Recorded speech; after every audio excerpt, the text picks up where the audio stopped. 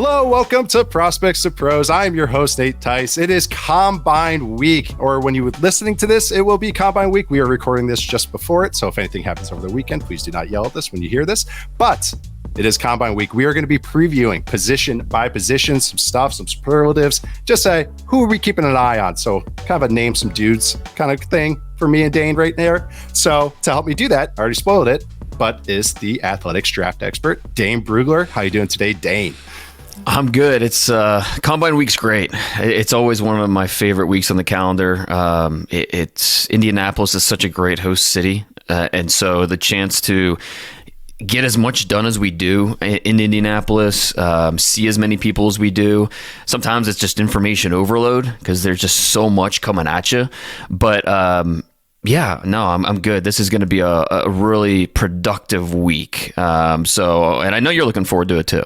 Yes, I am. I'm really looking forward to giving a lot of fist bumps and elbow bumps instead of handshakes.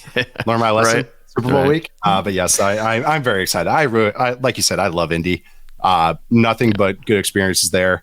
I think it's because most games I went there, we won either at Wisconsin or through my dad or myself. So that helps. Just some good memories. But it's a very walkable downtown. Oh yeah, and it's supposed to be warm this week, the whole week. Oh, that's great.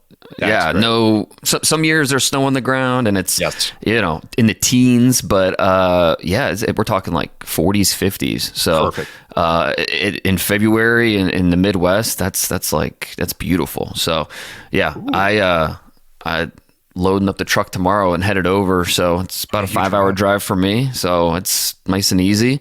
I'm looking forward to some good steak. Definitely St. Elmo's. And there's a lot of good places for food. So that's definitely a big part of it. But I think overall the Combine, and sometimes it gets a bad rap. You know, people think of it as underwear Olympics and, it's non-football. And my whole thing with the Combine is if you don't understand the value in it, then you just don't understand it, because it's not the be all end all by any means. It's a pivotal part of the process. And just for background, it started because of the medicals. That's the most important part of this. That's the whole reason there's a Combine to begin with. And it's like, well, while we have all these guys here, let's do some interviews. Let's do some workouts. Let's do a whole thing. And so it really evolved into this workout haven for all these players. But the headlines will be the 40-yard dashes and be some of these testing. But for the most part, it's about the medicals, it's about the interviews, and then the testing portion of it.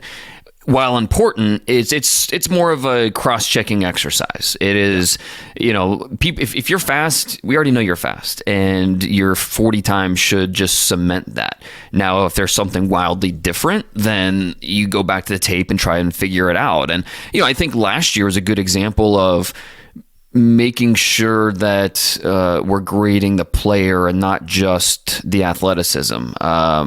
Think about Keely Ringo. He was a workout warrior, and it was like, I don't know what to do with him because the tape wasn't all that great, but yeah, he's a big time athlete. Yeah. Ends up falling to the 4th round, right? And the Northwestern defensive tackle from last year, the freakiest of all freaks, right? And he was Yes. Adebawale, right? He was going in the 1st round in mock drafts and ends up going, 4th round? Colts. Yep. Yeah. And so let's first and foremost, I was talking to a buddy about this past week. In their war room, it's an AFC team.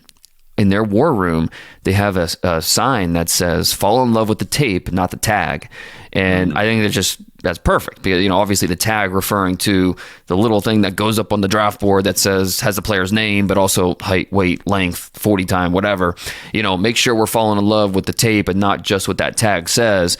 And so, it's easy to maybe fall for some of these when you see these guys work out in person. But for the most part, it's like, okay, we have a initial draft board set. This is what we're expecting from these players. If someone looks wildly different than what we're expecting, okay, then we need to go back to the tape and figure it out. But this Combine process is one big cross-checking exercise for us to better understand these players and just put a little bit of data next to their name. Yeah, it's the outlier test. It's the bumpers. Okay. Yes. Is it the threshold test? Right. Threshold Exactly. test. Yes. Is it, are you above this weight, this speed, this agility test, this bench press test, something of that sort that we look at? And you are? Okay, we're good. Oh, you're exceptionally freaky. Okay, that's notable. Wow, you didn't play like that. All right, well, I got to double check. Or you look, like you said, you look like that on film. Okay, cool. That's what we thought. Thank you, Myles Garrett, for doing that vert jump. Those types of guys. Yeah. But then I think what you said too is like, okay, start with medicals, move to interviews. That's still the most important thing. And also, this is the convention for football, especially at the professional level, the NFL level. This is the convention for players, agents, coaches of all levels, personnel members of all levels, us in the media of all levels. I think football is a people business. I think sports are people businesses in general. And I think that's what you have to remember. The combine is a people thing.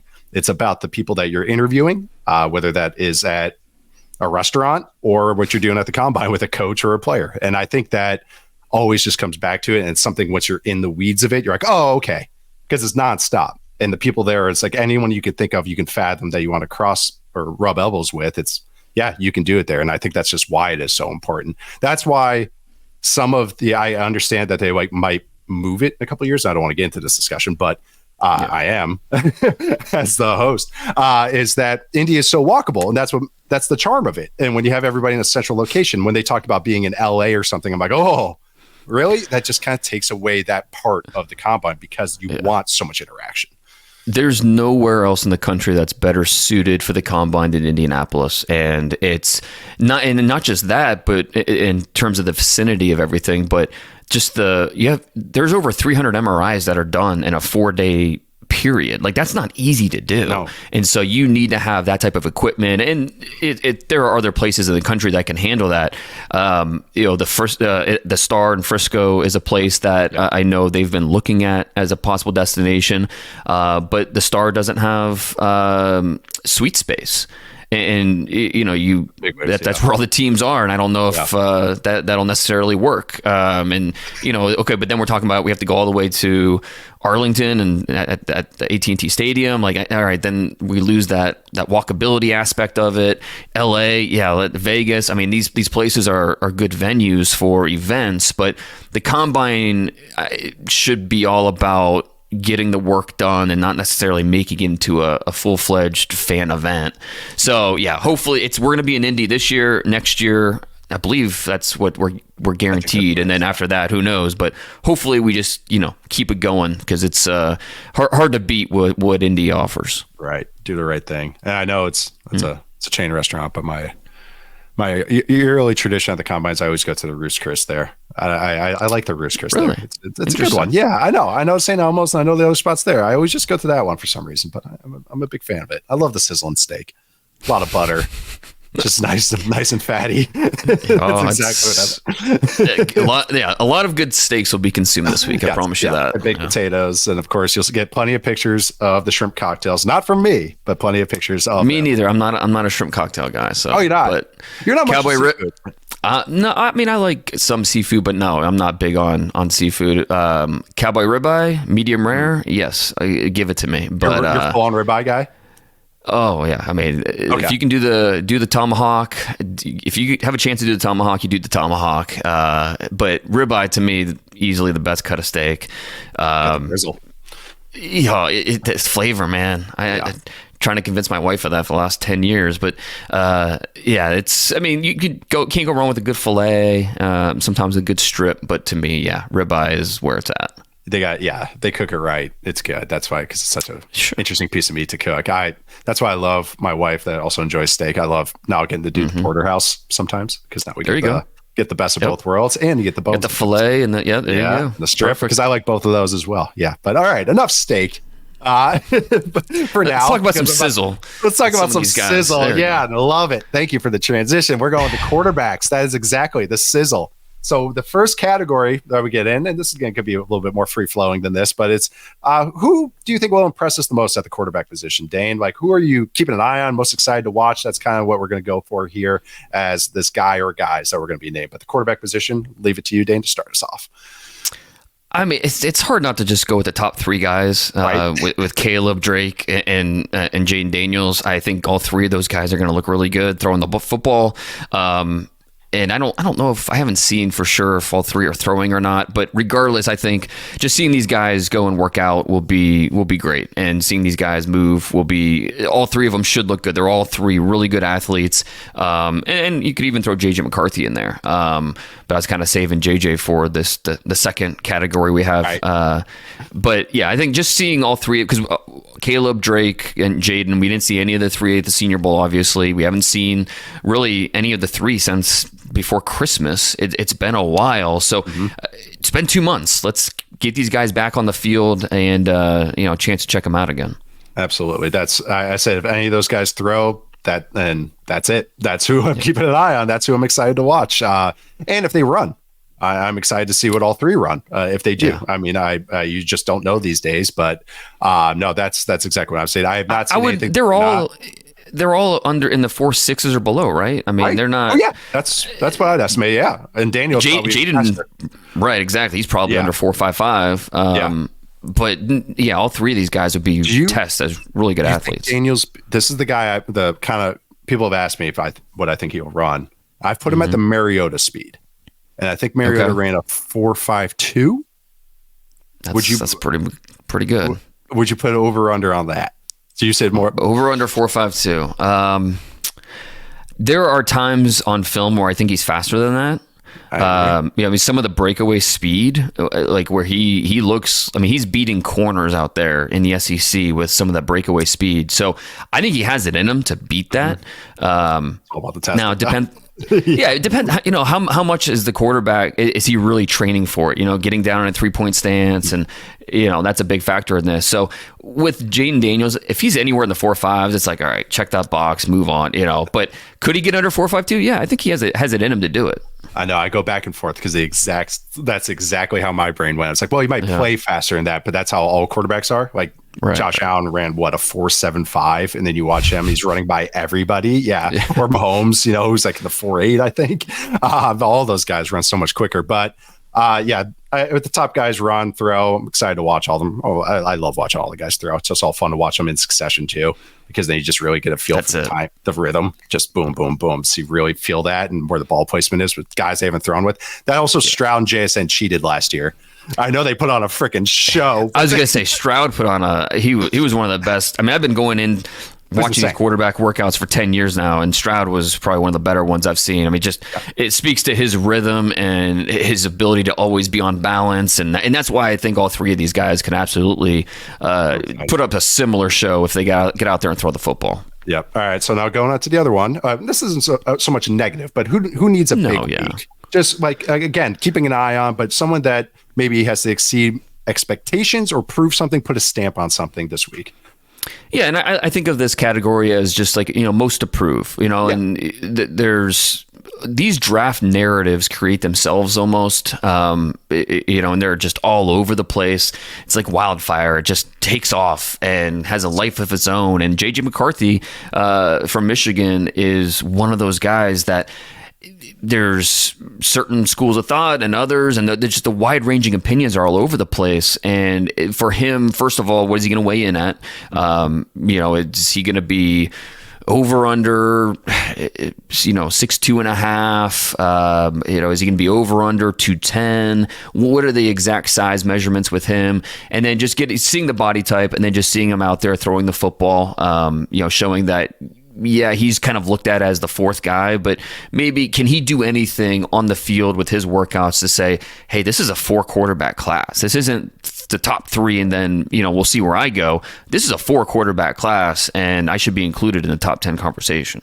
Yeah, McCarthy is the easy answer because of that steam. I really do think he is building us. I think, again, as you watch all these games in succession, he really grows on you as you get to watch him, at least in my estimation. But I think the Daniels and McCarthy thing, like you said, this is a 4 quarterback thing. I actually think it's closer than people are realizing right now as we go into this week. And this is a way that it gets even closer. But he's the number one, I think. Just everything about him: hand size, weight, speed. What are those measurables? And of course, the interviews I know are going to be huge. That's the key. But especially with McCarthy, because that's the thing. I keep beating that drum. That once coaches talk to JJ McCarthy, that's going to be something that could help separate him, because the intangible factor with him, and that's not to say that these other guys are lacking, but JJ just talking to scouts that have talked to him, and they don't have a ton of FaceTime with him, considering he was a junior, and so there's still a little bit of some things he needs to answer there, but that's really going to set him apart. And obviously we're not a fly on the wall in those rooms when sits down with the coaching staff and the play caller and the GM and all that. But we'll hear about it, and it's lying season, but at the same time, I do think we'll get some of the truths out of how those interviews go. But in terms of most to prove, JJ McCarthy just proving himself as, hey, and I'm one of these top guys. And it's also fair to remember for all these teams, they're not all going to have the same 1 through 4. There are going to be wildly different quarterback rankings from team to team, and you don't know how each team's going to necessarily think with what they're prioritizing and what they look at the quarterback position. What do they value necessarily? So, I don't think.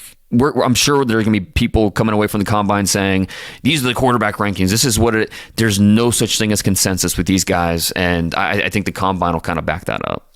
Yeah, we get into it maybe more public facing. I'm just saying general media, but it's I had a scout text me this week. And he just says, consensus is hilarious. That's all he texted me about. And he was just saying it's just hilarious to look at when we come out of our caves and look at what's kind of going on right there. But the testing is so huge for these guys. It's the most important position for that. I mean, all the positions for interviews are, but quarterback more than ever. How does this guy fit? How do we can he take tough coaching? Can he take that kind of criticism? You just don't know. And a lot of it's hearsay.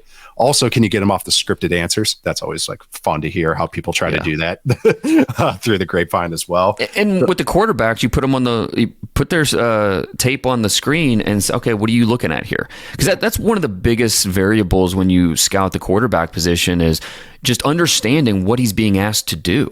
And it's not always easy to figure that part out just by watching. And I mean, you played the position. You've been scouting quarterbacks for a long time, and I'm sure you would agree that sometimes you watch a film and you're just sometimes you're not sure, and you have to make educated guesses based off of what your eyes are telling you. But getting these guys in the room, putting the film on, and him actually the player going through, okay, my reads were this, my hot was this, the check was this, and based off of the defensive alignment, based off of the coverage, all these things help give you a better understanding of how their mind works. That's it. I keep coming back to it. It was so much fun, but I did that interview with Stroud, and the first clip I looked at, it was, again, he got to an answer against 2-man that was so unusual to me as a traditional answer. And I thought the whole time he was looking at a safety, and then he explains it and he was looking at the linebackers.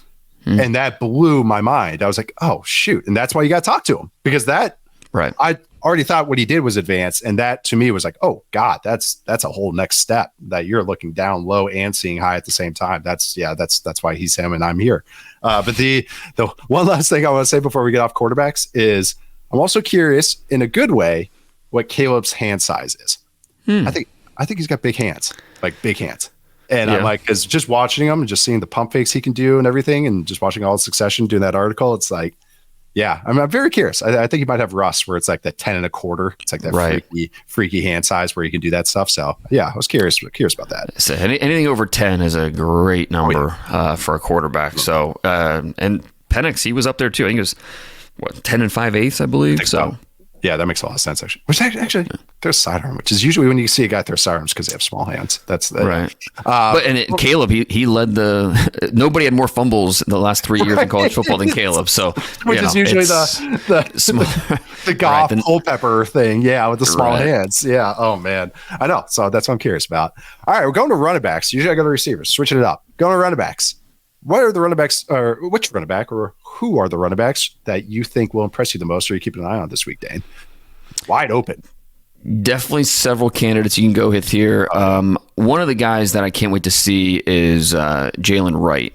Tennessee running back. True Jr. came out, was supposed to be at the Senior Bowl. Then, I think the biggest thing with him is he's known as a speed guy. I mean, he was a 100-meter champ coming out of high school. There's a lot to like about his speed, and let's see if he can back it up with some of the times. And so, I want to see Jalen Wright, see if he can impress the way we think he's capable of.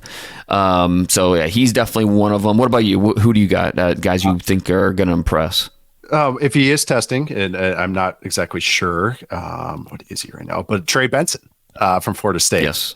Yeah, it's because just watching him, how explosive he is, that's the name of his game. And so if he is testing, that's who I want. I think we'll have a huge week. I think he'll be explosive and really light it up, especially at his weight. I think that might be an impressive showing. Yeah, and the other thing with him will be the medicals. With the knee. I mean, he had so he was at Oregon first before he transferred to Florida State. He had a major knee injury, non-contact in practice. It was the ACL, the MCL, the lateral, the medial meniscus. And so, but this was, at this point, 3 years ago. So he's played plenty of football since then, but just for teams to better understand where the knee is, that'll be a big factor for him. Yeah, and he was also my quasi answer for the second category. But any other guys that you're keeping an eye on? Also, I want to double check how you say his name. Also, so this is for me, one for you. Audric Estime. Estime, yeah. Audric Estime. Estime. Okay, we're good. Yeah, you got it. Estime, we're good. Okay, Audric Estime. Also, I think he could have an impressive week because he has, even with his big size, he actually is more like a finesse back. Mm-hmm. He likes to bounce stuff. I actually think, not saying his vision's bad or anything, but he can bounce stuff and actually get to the outside. So maybe he puts on a good showing in some of the testing, and I think that maybe rise up a little bit. Well, and he's. To me, Estime is a top 5 back in this class, and it's just a matter of, where, does he go early or late 2? Does he go mid 3rd? Figuring out where exactly he goes. But he reminds me of a little bit of Chris Carson when he was, some of his heyday in Seattle, where he's physical, powerful runner, but he's also got some juice. And I do think that in terms of just looking at him, Estime is one of the most impressive. Dude is yoked up. He is really impressive just looking at him. But he had, I think he ranked 3rd in all of college football this year in runs, carries of over 20 yards. So he plenty of big explosive plays on his tape. Number 1 in the FBS in terms of yards per carry. He was at I think 6.4 yards this year. So a lot to like about Estime and how he should test. I think test better than some people are giving him credit for. In terms of most to prove, I do think Blake Corum it falls in that category. Yes. When you watch the tape, he is one of the most impressive backs in this class. Yep, but he's undersized in terms of short and squatty. What does that mean in terms of his speed? What does that mean in terms of some of the short area, the change of direction drills? He has lateral quickness. He's agile. I have no doubts about that. But in terms of his testing, where exactly will that put him in comparison to some of the running backs that are also in this class? So his urgency that he plays with, the decision making that he plays with, that's what really separates him on tape. How will his testing numbers, because he doesn't need to be the best tester, he just needs to be check the box type of threshold. Yeah, like you said, exactly. He was number 1 with a bullet for me. Also, probably teams are going to be interested to watch look at his medicals as well, just because of wear and tear. Sure. And he's had an injury as well. But yeah, I think it just needs to show that he has some juice left to squeeze. That's it. It's tread on tires for not a gigantic back, and looking so what do we got here? Like, what can you run right here? Waking up in Indy right now. What do you got? So yeah, I love the player. It's just that trying to be always realistic about what he does test and what he does run, and like you said, makes that threshold. And I think with these running backs too, just catching the ball out of the backfield, who looks really natural doing it, going through all these different drills that they do. Because I really think there's a log jam of these running backs. When we talked about my top 100, yeah, I didn't have any running backs in the top 70, and then in the final 30, like 70 to 100, I had like 8. And so it's just it's a logjam of guys with similar grades. Can any of those guys do anything at the combine that really separates them? And then a few late round guys, Isaac Guerendo from Louisville, former Wisconsin Badger. He's a big time track guy, and so I won't be surprised at all if he tests off the charts with not only the 40 but some of the explosive numbers, the jumps, things like that. So look for him to have he might come away from this week as a quote unquote winner. And then one of my favorite day 3 backs this year is Tyrone Tracy from Purdue. And I'm looking for a good week from him as well. So keep an eye on the Tyrone Tracy and Guerendo. I like that. Guerendo, man. Blast from the past for me. But speaking of Badgers, I'm actually would just say most approved. I'm curious what Braylon Allen's 40 is if you're on. Yeah. I think he's got more speed to him, but what is it? Than people estimate. Now that word's in my head, but people are predicting. I think he's another big back that can move a bit. I think also weight too. I think. I was just say over under 238. What do you that's exactly what I was hoping he'd be at. So I think he'll be under because this is combine training. Yeah, but that's literally what I was going to say. It's like I wish he would drop about 8 pounds. That's because I think he was 245. Yeah. So like 237, right around there. I think that'd be perfect kind of weight for him. But Bucky Irving as well. Yeah. From Oregon. Because he's short, and so what is he? He's probably going to be right around 195. It'll be tough with him with size and just how much can you trust him? He's not going to be an every down back, but making sure that he's not a specialized back. He can be on the field in any situation, that type of thing. So, but I think Bucky Irving is right there in that mix as one of the. He's a top 100 guy. It's just a matter of how early and where exactly he should go. But and one thing I think just for everybody, if you love the combine, if you're interested in these guys, take mental notes in terms of what you expect each one of these guys to run, and based off of the film. And that way it helps, instead of reacting to what they're running, just make sure you have that expectation for going into it. So if they do run very differently than what you thought, it just it helps you in your process as maybe I need to go back and look at more, or maybe he's just a better tester. Sometimes that's the case. That's a great point. My dad, even when he sit in the stands watching the linemen run the 40s, because he just sits by himself, he liked to test his numbers based on what the official times was. That was his game always. But same thing, because he was just like, hey, I'm testing. I'm getting a rep in, but also I'm guessing what that guy actually ran, all that kind of stuff. So same exact kind of thing. But going to the receivers, keeping with the sizzle. Who do you think will impress you the most? The receiver or the wideouts? Are they still WO? I think so. Okay, the wideouts at the combine. Who do you think will impress you the most? I mean, if this is like the quarterbacks, I'm cheating, but it's hard not to just go with the top 3 guys with Marvin Harrison Jr., Malik Neighbors, Rome Odunze. And like Marvin Harrison Jr., we know the tape is great, production's great, but he also has freaky traits. And according to the Freaks list, he ran a 3.94 short shuttle, which is, if he ran it, anything in like 4.2 range would be good for him. But if he gets under 4, 3.94, that's like Odell Beckham. I mean, that's crazy. And so if he's able to do that, that'd be pretty impressive. Malik Neighbors, we know, is a freaky guy. And then Rome Odunze, I mean, he was in the spring, the scout said that he weighed him at 217. So what is Rome Odunze going to be at the combine in terms of weight? And he's a former track guy in high school. He had one of the best 200 meters in this draft class. So where does he match up with his speed? He should be. If you tell me over under on Rome Odunze is 4.45, I think I'm taking the under. I think he's and if he comes in, how to start. That's the key. Rest, yes. And if he's close to 220, and he runs that time, I mean, he's just only helping himself and cementing himself as that top 10 type of receiver. Yeah, I think he's going to he's going to move a little bit because the guys that have those track backgrounds, they know the start on this. It's not just a month or two of training. That's key. Yeah. They were playing other guys that played baseball and basketball and stuff. They have to learn this stuff. So these guys get it right there. But no, I think he's going to fly. I'm curious with Brian Thomas Jr. as well from LSU. And because I think he can put on a show.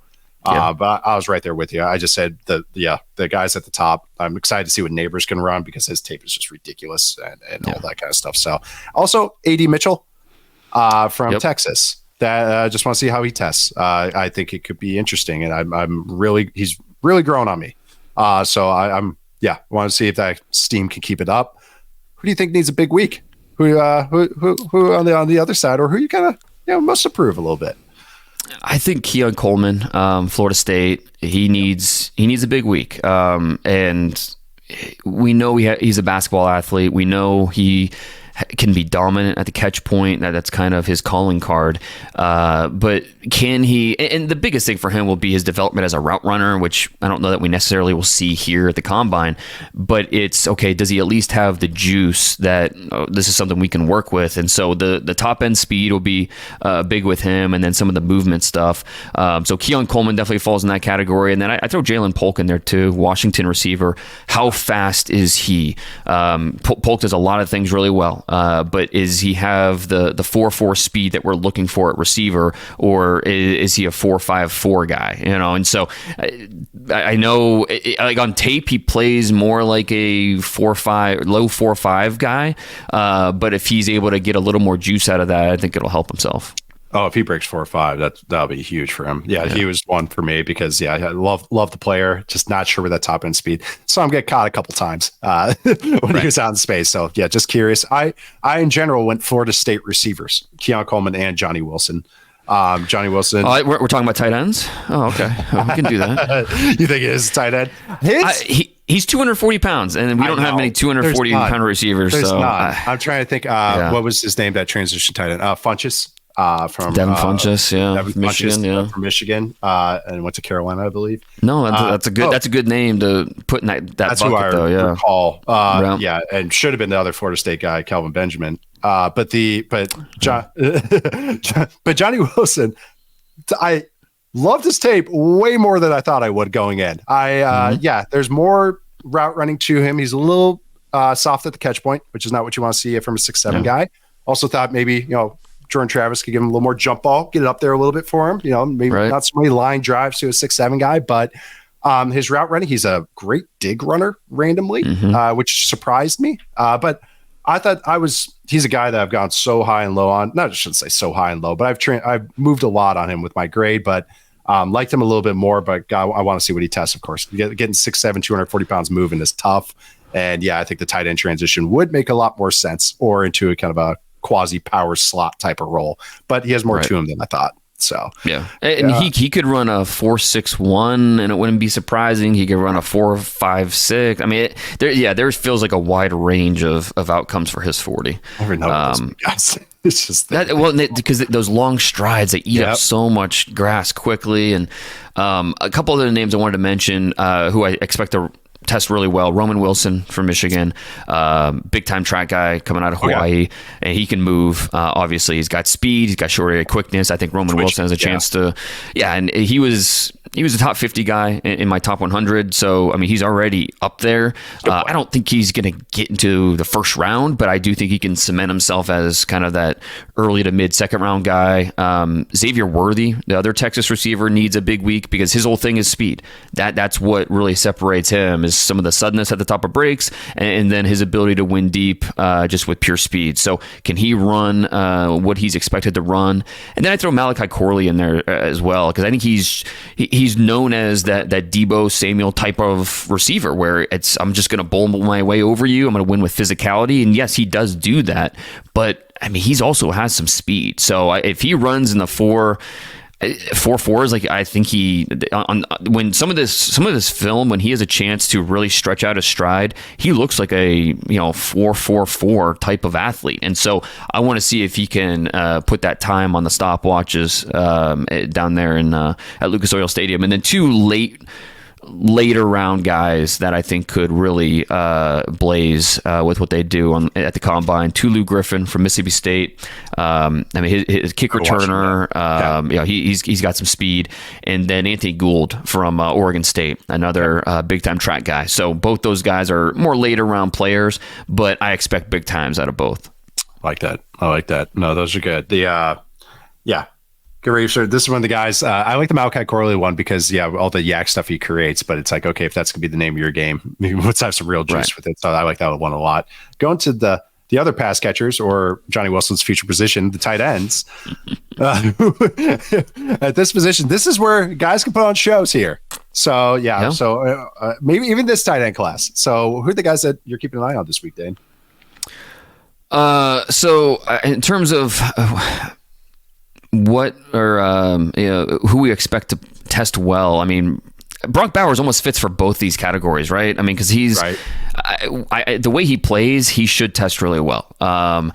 But it's like, okay, he's so well thought of that he also has something to prove in terms. Okay, what's his weight going to be? What is the exact size dimensions? Is he going to be over under 235? I mean, he might. He's going to be smaller than Johnny Wilson.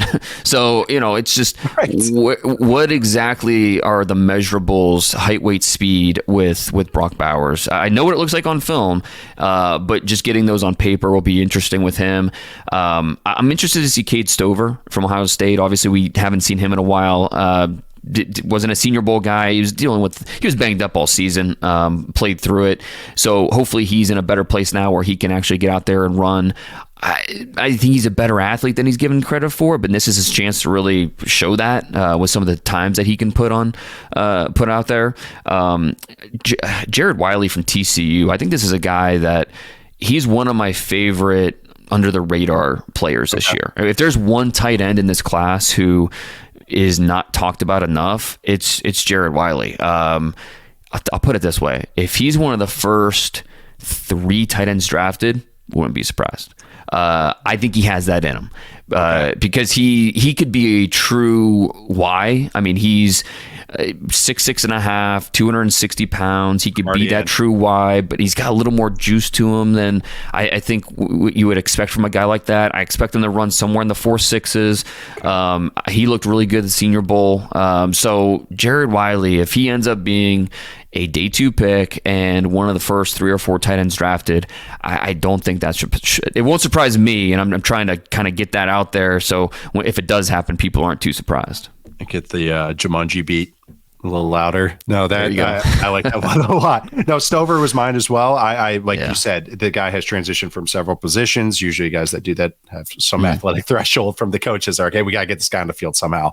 Also a big time recruit and stuff. So he has that pedigree. So Stover is a guy also that's all right. If your tape's not all the way there, and I'm going to take a chance on you, especially in the top 100 picks. All right. Are you at least the athlete to bet on that we can keep developing? Jatavion Sanders from Texas. Just can he, prove it? Okay, all right. If you're a receiving only tight end, even though his blocking is a little bit better than I gave him credit for, excuse me. Can you be the athlete that we think you are? That's a guy that I'm excited to see as impress me, but also prove it to me as well. I like the TCU shout out. That's great. I'm all in on the wide tight end stuff. So I'm about that. For me, for a guy that I think needs a big week or something to prove, is another guy that has that wide tight end maybe potential is the AJ Barner from Michigan. Because another one, I want to see how much juice do you have? Can you be more than just a safety net type of receiving option? I think he can. I like his hands. I think he's a decent athlete, but I really like his tape. He's a guy that, again, has grown on me throughout the season. I'll probably end up I don't think I'll end up doing 100 for my big board. I think it's going to be like 50 or somewhere around there. But like if I did 100, I think he would sneak in for me. I know I've talked to you about that. But any other tight ends that you're curious about a big week or you think that most prove? It's definitely, I agree with you on Barner because take out the Michigan State game and this year he didn't go over 30 yards receiving in 14 games. So he's just a guy that They didn't let him really shine. But when he was targeted, good things usually happen. So, I don't, and he's a little lighter than I think what you traditionally want in a Y, but, and again, he doesn't have that playmaking, receiving resume, but he's a really good athlete. He has pass catching upside. He has the play personality, so he can handle run blocking duties. So I do think that he has a lot of the traits you're looking for at the position. It's just, you just want to see a little bit more of that, because I don't know that we weren't able to see enough, especially in the receiving game at Michigan. Two names I wanted to mention: Tip Ryman from Illinois. This is an ascending player. He was a 4-year guy, former walk-on out of South Dakota, walked on at Illinois. He's up to 275 pounds. This guy he keeps growing. I mean, he's an animal in the weight room, and he keeps growing without losing that athleticism. And so really raw as a route runner, really raw in a lot of areas. Another guy like Barner doesn't have a ton of production, but he's got good tape when he's targeted. So I'm really interested to see Tip Ryman, and maybe he could help himself. Same thing with Tanner McLaughlin from Arizona, basketball background. He was supposed to be a Senior Bowl guy, but wasn't able to go. I really liked him at that early day 3 range as this tight end. This tight end class. I don't think I gave it enough credit for some of the depth. It's Brock Bowers, then there's a gap, and JT Sanders, maybe he's probably tight end 2, then a gap. But I do think that there's better depth in rounds 3 through 5 than I initially gave this class credit for. Yeah, and shoot, even watching the running backs, I actually was like, okay, I agree with you. That's mostly kind of more 3rd round-ish, 4th round-ish guys. Right. There's a lot of that. But I kind of maybe bumped them up a little bit. Like, it was more like, oh, these guys are all 80s, 90s types of tiers, guys, exactly how you have it. Okay, maybe the late 2nd. I would take a chance on this guy or X guy for the running backs at least. But I'm with you on the tight ends. There's more of these guys that are even legit wise than I usually gave credit for. I mean, especially compared to class maybe a couple of years ago, like the Trey McBride class, where you're just kind of like, any of these guys, Cade Otton, I guess, Jeremy Rucker. I guess, UCLA kid, you were like, yes, he's right. It's hard to find the guys that can grow into a Y, even if they don't necessarily check every box. But I think we have a few of those guys this year that you at least have some hope, some developmental hope for them. Yeah, absolutely. Which is all tight end position, as I'm sure a lot of people want to talk about. But we go into offensive line. Just generalize this one. Again, with the combine, just the group. But this week, who are you checking out other than like all of these guys? They're going to be hard to miss. But who are you keeping an eye on this week, Dane, at the offensive line position? I can't wait to see Amarius Mims, the Georgia tackle. And this guy is just... he's a freak of nature. Yeah. We've been talking about it since August. 6'7", 330. I can't wait to see his official length. I'm expecting nothing short of 40 inches. No, I think it'll be more like anything over 34 and a half will be great. I think he'll get there. He's crazy. Just in terms of tools, it's hard. This is exactly what you want him to look like. And it would be interesting to just see him out there moving around and how that looks compared to these other guys. Same thing with Tyler Guyton. I think Guyton's going to test really well. Sua Matia from BYU. I think he's going to test off the charts as well. So those 3 guys, maybe there are holes in their tape, but if they test like we expect them to, it's going to keep them floating in that first round, because you can do some freaky things. Get our offensive line coach with you and coach him up. I mean, to me, Mims is one of the biggest wild cards in this draft. He could go 10th overall or 30th overall, and neither would really surprise me because he has 8 starts to his name. But if you want to bet on the traits, totally understand. 5 years from now, he might be the best tackle from this class. But there's obviously more of a risk variance here because of the lack of body of work with him. So Mims will be fascinating, and I'll be interested to see if we come away from the combine feeling any better or worse about trying to project him forward. Yeah, I think just even too with him, he doesn't have a lot of tape, but he's not like a total oh, we have to start from the ground up project. Right. He has good football play to him, and that's what makes him so exciting. It's like, holy crap, you're already doing this with 8 starts, like you said. I totally agree. He has the talent of a top 10 pick, an easy one, not even a stretch of one. So with you, I kind of had him as a who needs a big week, or kind of one of those, because of medicals, interviews, overall testing, could he put on a show, yada, yada. So I really said, what I'm keeping an eye on is I just want to watch all these guys on the field. There's so many good tackles and interesting tackles, projects or more polished ones. So even the guys like at the top, like Alt or Shanu, I want to see what they look like. I want to see what Latham looks like. I want to see from Alabama. I want Fuaga, the centers. Yes. What do they look like? What does Zach Frazier do? If he is on there, I know he's coming back from the stuff. But any of these guys that get on the field, I just want to see them because I think it's a really, really fun class. I'll just transition that. A guy that I do think needs a big week on the field and with his testing is JC Latham. Yes. Because of his body type and having to be a tackle, that I think he more than holds his own out there. I'm not like this guy's instantly a guard, but his body type looks like a guard. He's built like a globe. So those cone drills to me are going to be so important. Watching him specifically, how does he just even move like a tackle? I know that sounds like aesthetics, but it's feels real. It's a real thing that you have to watch and how these guys move. So what's his length as well? I think that he's going to be fine with it. I'm also just excited if he bench presses because I just want to see if he can hit that 40 number. But that's a guy that throughout the week I think needs to put on a show because to just ease concerns that he has to be a guard because I really like his tape. But any for you, any of these offensive line positions, because we go like 20 of them. Yeah, Cooper Beebe, Kansas State. Yeah. I think when you watch his film, you don't come away thinking, this is an elite athlete. I mean, you're impressed by the play strength, by some of the technical stuff. Yeah, but I think that he has more athleticism than we're giving him credit for, and I think he'll be able to show that. And if he does, then he could really help himself. And also arm length. If the over/under is 32, I'm probably taking the under with him. Really? And that's SpongeBob. Right, and that's something that is, we'll see. I'm not 100% sure what his arm length is going to be, but like I said, if it's 32 over under, I'm probably taking the under. And that's just. But he plays well with it. He's very controlled with it. I want to see. The other guy, Cedric Van Pran from Georgia, who has obviously a ton of tape, as a 3-year starter at Georgia. He's more of a mediocre athlete than a great athlete, but I just want to see how he tests, how he moves out there. Does he look controlled? Does he look balanced in his limits?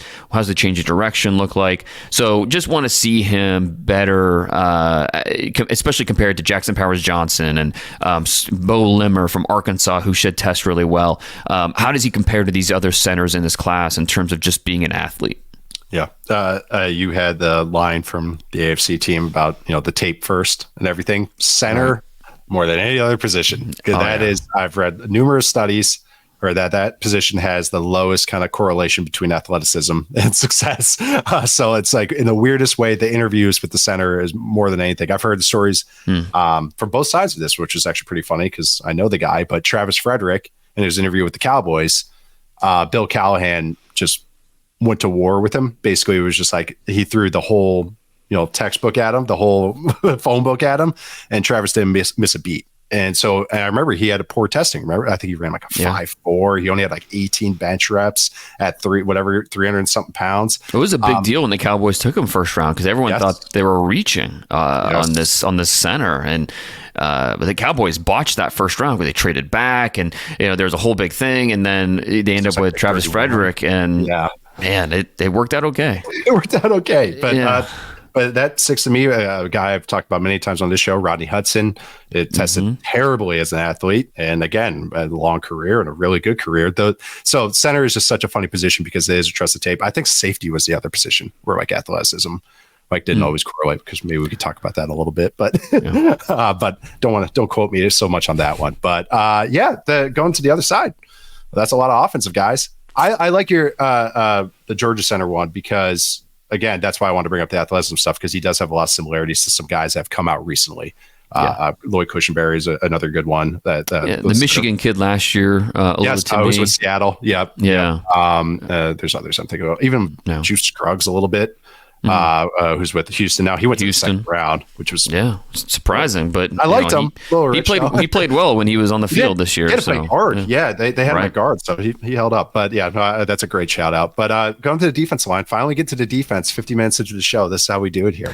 We know what grabs the numbers. But defensive line, I just went defensive line here. We have the edge as well, but. So interior guys, who you got to keep an eye on, who you think would press the most? Probably some gap shooting guys, maybe that will jump up here this week. So by the time you're listening to this, I think my combine preview will be up on The Athletic. I actually talked with Byron Murphy out of Texas, and kind of because this dude's a freak, and I think he's going to show it this week. And I was asking him about what he's hoping to do. And, he's over 300 pounds. For his 40-yard dash, he wants to get in the 4.8s. He bench press, he wants at least 35. And he told me it's 3-cone and short shot and all that. I mean, these are some freaky numbers if he hits them, I think everyone thinks he's capable of.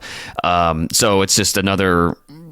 check the box, because again, he has the tape, he has the production, led Texas in pressures this year, and I think that if he tests like we're expecting, Byron Murphy will certainly help himself as being one of the best defensive players in this entire draft. Johnny Newton, I reported a couple days ago how he's dealing with a foot, had surgery in January, so we won't be able to see him out there. He was one that was hoping to see what his testing numbers would be, but we probably won't get numbers on him until probably April at the earliest.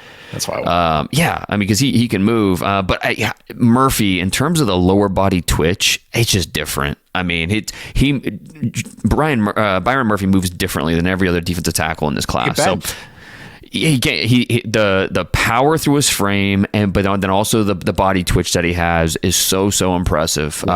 Same thing with Chris Jenkins from Michigan. Obviously people know him as the son of a Pro Bowler, but he's got such a different body type than his dad. I mean, he's 60-70 pounds lighter than his dad. When his dad was playing with Carolina, he's more of the muscle twitch, can control the point of attack, but I'm gonna win with my quickness. And so I think Chris Jenkins will have a good week. Are we including edge in this as well, or are we just going defensive tackle? Just going defensive tackle to start. Okay, those two guys, Murphy and Jenkins, maybe Michael Hall, throw him in there for some of the get off stuff. Be mine. Yeah, I was actually going to question you. It was going to be more my answer / question for you is like, how do you think Michael Hall might test? Because watching him, that's his name of his game, is being explosive and winning right at the snap and all that. Another guy watching the offensive line that was like 51 just made another play. 51 just created a pressure, even if sometimes the box score wasn't always there. I think you even said that, but it was just, and you're right up on him, because I was like, Dane has him in his top 100. I remember you mentioning him. But I'm curious what he tests, because his tape's a lot of fun, even if the production's not there. As you say, another guy that doesn't have the body of work, but man, when he was out there and he was healthy, he was hard to ignore. I mean, you couldn't ignore him. He was just you couldn't ignore him. I was even studying him, and I ended up having to study him because his tape was so good. Yeah, so that was I haven't started defense yet. Just let me get through the offense. God, just so I get through the lineman. Can I get through some interior guys?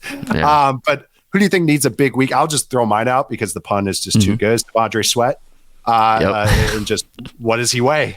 That's it. What do we got here? So that's my answer for this one, because I think it's the easiest and biggest answer, literally and figuratively.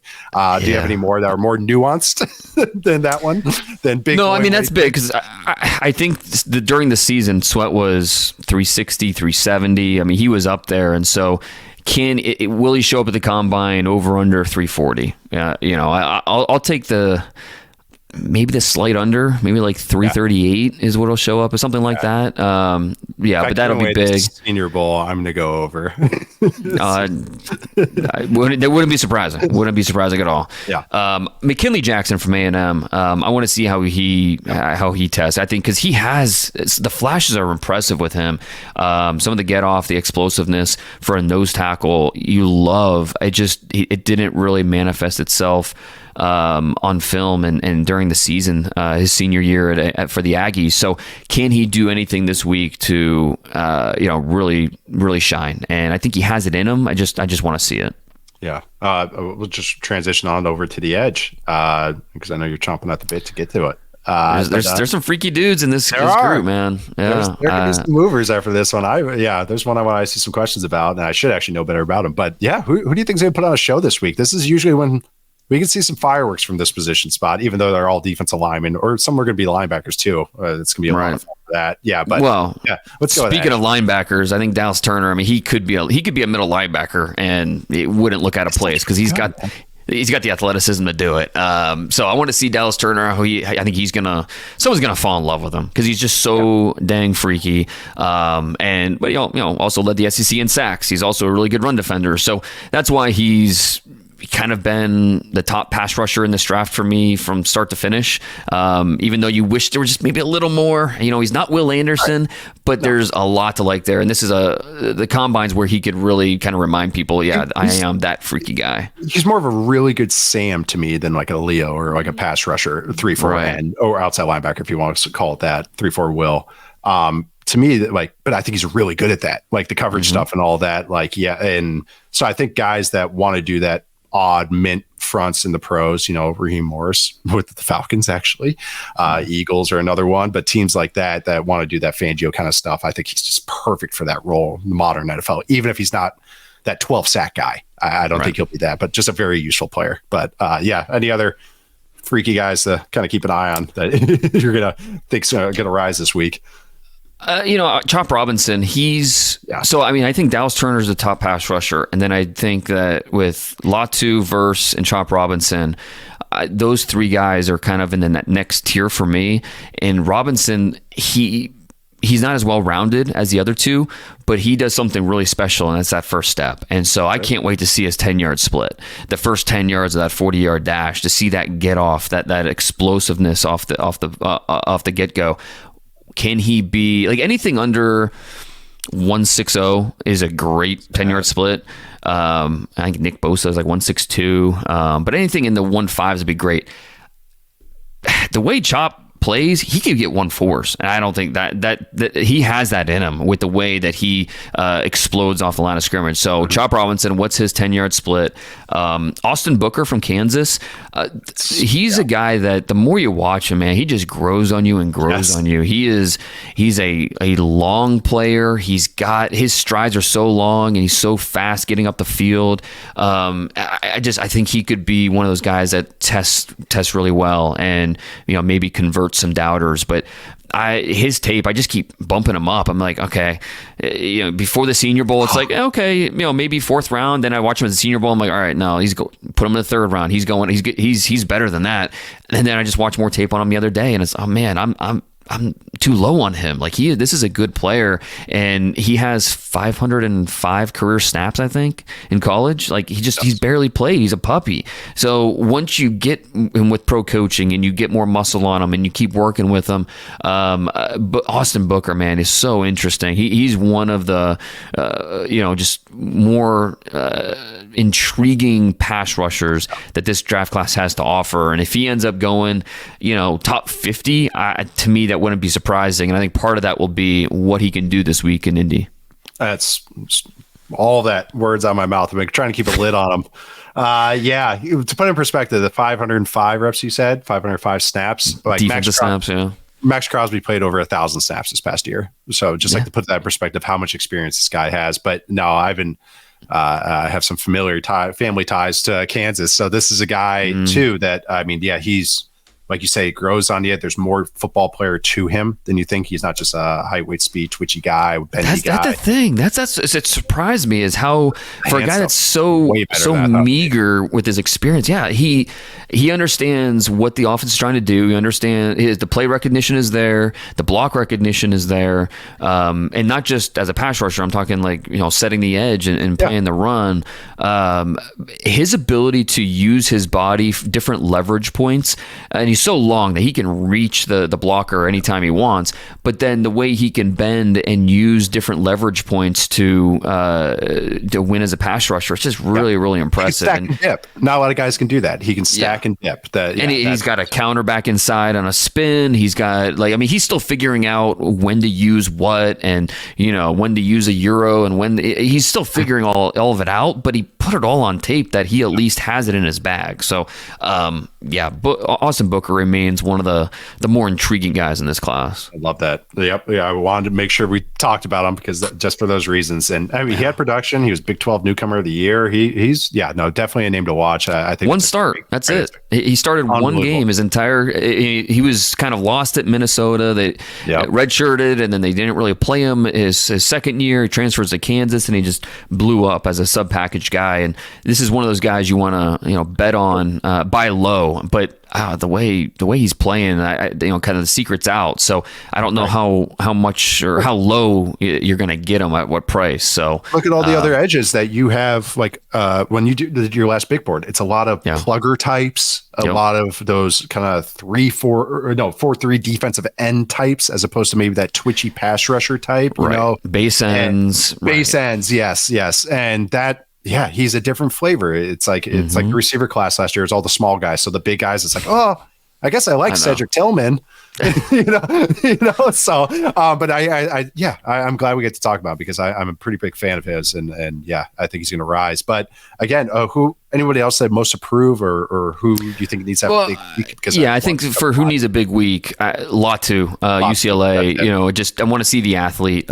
His hand skill is so impressive, but want to see him as an athlete. Then Braylon Trice as well. Braylon Trice is a good player. He's got good tape, but he's just not not someone that's really going to scare you athletically. And so can he maybe surprise some people with how he works out? That'll be a big one. Yeah, Latu's big one for me. Of course, the medical stuff, but how's he test? It can be overwhelming. Right. No, great call with Trice. Better football player than maybe Tester. So off-ball linebackers, less sexy. But who do you think will impress you the most? That might stand up this week. Yeah, I'm interested to see Tommy Eichenberg from Ohio State, who I think is a better athlete than people give him credit for. He didn't get to play at the Senior Bowl because he was banged up, and so what does he look like moving around out there? I think he's got a chance to be a top 3 linebacker in this class. And then Trevin Wallace from Kentucky, I think he's going to test really, really well. I don't trust his instincts, and that's why he didn't make it. He was close to making my top 100, but at the end of the day, the play recognition is just not there. But I expect him to test off the charts. Yeah, that's a great one right there. I know Eichenberg, he's pretty good at running from the line of scrimmage and stuff like that. We're getting into the pass coverage stuff. So I was curious about how I thought I was testing. The Adrian Cooper, I'm not so much, I don't think he's going to be an overwhelming athlete, but I think this is more curiosity of saying keeping an eye on. So I don't know if that is most to prove or not, but he was my answer for this in this kind of class. But because I do think he could have some impressive moments, but I just want to see how impressive they are. But I'll say on the flip side for me, going who needs a big week, most approved, yada, yada, is Junior Colson from Michigan. What are your testing numbers? I like your tape. I think you're a smart player. You get yourself in good positions.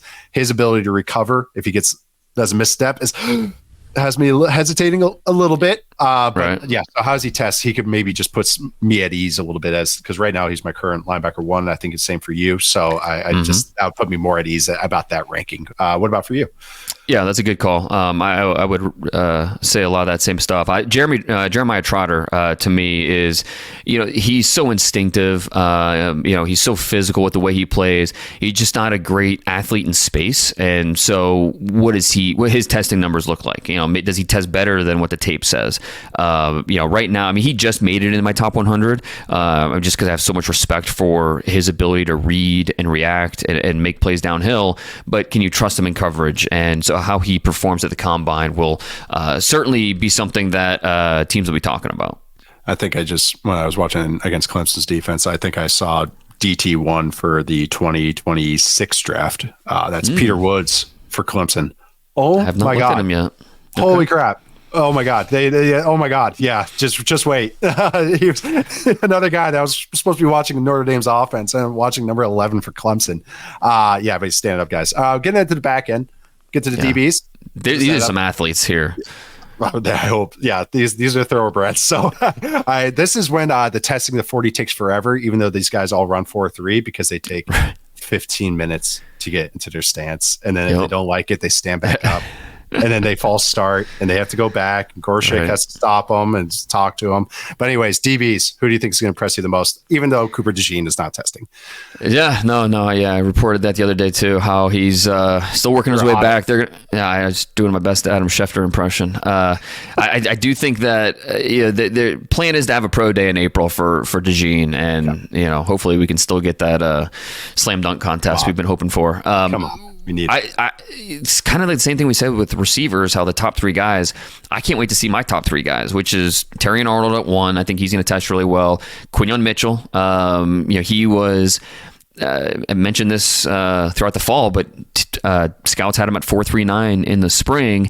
Now you give him a chance to really prepare for it. If the over-under is 4.35, I'm taking the under on Quinyon Mitchell. Just kind of continue that momentum, positive momentum he built up during the season and then at the Senior Bowl. And then Nate Wiggins from Clemson. While I have my questions about the physicality and what does he weigh in at? Is he 185 at 6'2"? Is he coming in a little bit bigger than that? But he's not a bulky guy. He's never going to be that guy. The suddenness is what you love about Nate Wiggins. How does that manifest itself with the testing numbers and the data? So the top three guys, Arnold, Mitchell, and Wiggins, I'm really eager to see how they test. Yeah. Yep. Quinyon Mitchell, I think he'll put on a show. And Wiggins, I think he'll run and jump. It twitches his game. I really like his stickiness, but I totally get what you mean with some of the physicality stuff, but he's long and he can move and he can stay sticky. He should run the 4.3s. Yeah. I mean, he's a guy that he's going to go in the top arms? 25. What's that? Easily. Does he have 32-inch arms, do you think? Yeah, that'll be quite. I mean, he's 6'1.5", 6'2", so the height would say that he's got long arms too. So we'll get the exact number. He's going to go top 25. It's just a matter of where is he going to be? 14 or whatever he went last year. Right. Nate Wiggins is but every secondary has a different thresholds for what they're looking for, and so that'll be interesting. A couple other ones. Andrew Phillips from Kentucky, really reminded me of Roger McCreary. I really like Andrew Phillips as my. I put him at 69 in my top 100, and I know that is a lot higher than a lot of people have him, but I do think he's a player. McCreary, you got my ears perked up on it with a Roger McCreary. There's some parallels there. Yeah. Okay. On day 3, a couple of guys that I expect to test well. DJ James from Auburn, he's tiny, but he's a good athlete. MJ Devonshire from Pitt is another guy that I think is going to run really well. Elijah Jones from BC, he's got some juice to him. And then Carlton Johnson from Fresno State, who's a Senior Bowl guy, former track guy. Those are day 3 guys, but I expect all of them to really show out with their testing.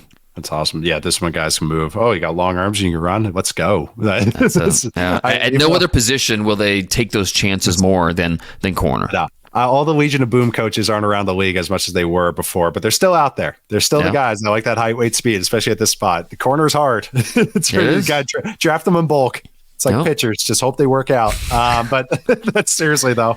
But yeah, I think who needs a big week, most improved for me, and I know we're talking DBs and as a whole, it's Cameron Kitchens for Miami. Was he run? And even his tape, he has some great instincts, but man, he gets himself in trouble a lot. And he doesn't have that overwhelming athleticism to recover. I mean, use that word again, but you need it. he needs it. And so was he test that? Because I originally liked him, and he's dropping off a little bit for me, but so can that stop the fall a little bit? Well, and Kitchens was always, because he's got those aggressive eyes, and so it's great, but at the same time, you need to have the athleticism to make up for some of the wasted steps when you have those aggressive eyes. Kitchens was one of the names I wrote down. Kool-Aid McKinstry, to me, that's the big one. It's this stopwatch position. Can you run what you need to run for teams to take you in the first round? And for McKinstry, can he run over under 4.51? Can he get in the 4.4s? That'll be big for him if he can. It's just watching him and Terry and Arnold on the same field. It's just one of those guys was the far more athletic player and the far more competitive player. And Arnold was that guy, both categories. And it's not to take anything away from McKinstry. It's just tough when you're comparing those two side by side. So what can McKinstry do at the combine trying to, hey, don't forget about me. Whether it's in the interview process, whether it's with his testing. So very eager to see him. And then I want to see how Jaden Hicks from Washington State, who he's right there with Tyler Nubin for my top safety this year. And does he have the athleticism to back that up? We didn't see him at the Senior Bowl. He had an ankle sprain, so he didn't go. He's expected to do everything at the combine, and I really like his tape. 6'2", 215, can run, is someone that can hold up close to the line of scrimmage, but he also does some nice stuff in the deep third. What does he look like just moving around out there as an athlete? Because I do think Jaden Hicks has a chance to at least compete for that number one safety spot with Tyler Nubin. Oh, it's wide open. Yeah. And this for the safety ones, I couldn't even tell you who I like at this point in time. Well, I would throw Nubin in there as well, because another guy we didn't see at the Senior Bowl. You like the ball production. He's a good athlete, but where does he shake up athletically with some of these other guys? And then I'd also throw out Malik Mustafa from Wake Forest. Have you watched him yet? No, I've not. He is fun. He is short and stocky, and man, does he fly around. There's not a ton of safeties that look like that. Like, he doesn't have the ball hawking skills of an Antoine Winfield. He's not quite the athlete of like a Bob Sanders, but he is a fun player who is just, he will hit you. He is not afraid. And so I'm a big fan of Malik Mustafa. Bo Braid from Maryland's another good athlete. Not a great athlete. I don't think he had the senior year that some were expecting to have. Yeah, but he's a good athlete. He's another solid safety in this class. The guy in this draft class who ran the fastest 100 meters out of every prospect in this class, Tyler Owens from Texas Tech. So what can he do in terms of the 40-yard dash, and can he be a winner when he runs out, or he goes out there and runs in the low 4.3s, even though his tape doesn't really impress you. But if you're going to run in the low 4.3s or in the 4.2s, you're going to get drafted, and even if it's late, you're going to get a shot. So yeah, these safeties and these corners, there's some speedsters for sure. Run fast, and hopefully you have a couple plays of you hitting, and then the special teams coach will go, okay, there you go. Draft this guy in the 6th or 7th. We'll throw a guy out there. Hey, these guys make a living on it. Oh, and the other Miami kid too, James Williams, is he going to be working out with linebackers? He's going to be working out with safeties. I'll be honest, I'm watching him, I just didn't see a great football player, regardless of the position you play him at. Disappointing to watch as a whole. Yeah. I'm really honest. Giving my neutral opinion. I've been watching a lot of ACC offenses over the last couple of weeks. Yeah, a little disappointing with Miami's defense. I'm interested just to see how he looks out there, because he's such a unique guy. That 6'4" frame, 215 pounds. But how does he test compared to these other safeties and linebackers? That's a good one. Going back to your Kool-Aid point, Kool-Aid McKinstry, and with Arnold, is sometimes, especially a program like Alabama, you almost have to you don't want to take too much from it, but it's notable. Okay, which guy did they put in the slot? Arnold. Mm-hmm. Yeah, that's the guy they trust a little bit more. And I know that sounds basic and everything, but that's real. That's okay. We're a receiver in third down. Which receiver? We have two guys that we really like. Okay, what guy do they put in the slot on third down? Those coaches. Sometimes with showing you. With McKinstry, they put him out there as a true freshman because they trusted him. So I think he will impress with the interviews and just the way that he's ready for the battles. He is, but at the same time, is he the type of athlete that teams are ready to draft in the first round? Teams want to make sure that he's that too. So yeah, McKinstry in a lot of different ways is going to be one of the more interesting corners to watch this week. I brought up the center and the safety stuff. Maybe athleticism doesn't matter. Corner, it does. So that does matter. It does, yeah. It really does. But all this matters. This was awesome. Thanks, Dane. I hope everyone enjoyed. It'll be fun. We got we got food to eat next week. We got but no, it'll be good to see you and sit down and actually talk face to face with about some of these players. So I can't wait. Plenty of stuff. We will have a combine review once it's all said and done. So I hope you enjoyed this. Hope you all enjoy your combine preview. We'll be here all the time. Prospects and pros. Robert will be joining us soon. Once he comes back, once the combine's over, we'll have a 3-man weave going. I'll throw a little bounce pass with Dane.